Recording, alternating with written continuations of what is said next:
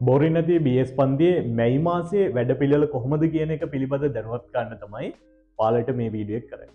ඉතින් 2026 ආදරණීය දූ දරුවන්ට හරියට තව මාස 3යි එක්සෑම් එකට තියෙන්නේ. ඉතින් ඔයාලගේ තියරි පන්තියේ 15 වෙනි පාඩම මූල්‍ය කළමනාකරණය මේ මාසයේදී අවසන් වෙනවා.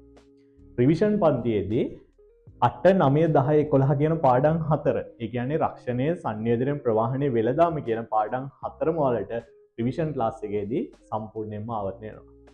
ඉතින් ඔයාලගේ ප්‍රශ්න පත්‍ර වැඩසටහන කොහොමද වෙන්නේ කියලා ඔයාලා දන්නවා. දැන් මොඩල් පේපර්ස් විශාල ප්‍රමාණයක්, ඊට පස්සේ ඩේලි පේපර්ස් විශාල ප්‍රමාණයක්, ඒත් එක්කම තව ඔයාලගේ ලෙසන් ටු ලෙසන් පේපර්ස්, ඒ විදිහට පාස් පේපර්ස් ප්‍රෝග්‍රෑම් එක මේ හැම වැඩසටහනම පන්තිය තුලදී අපි මේ වෙද්දී කරමින් යන එක අඛණ්ඩව විභාග දක්වාම අනිවාර්යෙන් යනවා. ඊට අමතරව ප්‍රොවිෂනල් පේපර්ස් ටික සහ දිවයිනේ ප්‍රමුඛ පෙළේ පාසල්වල ප්‍රශ්න පත්‍රات ඔයාලට ඉදිරියේදී ලැබෙනවා.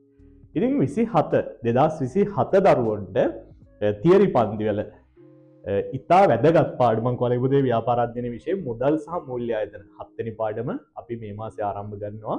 ඉතින් ඔයාලා ඕනෙම කෙනෙක්ට අපේ පන්තිත් එක්ක සම්බන්ධ වීමට අදාළ විස්තර දැනගන්න මේ 071 1497 102 කියන WhatsApp නම්බර් එකට කෙටි පණිවිඩයක් යොමු කරොත් මධ්‍යම පළාත මාවරණයට භෞතික පන්ති අපේ තියෙනවා.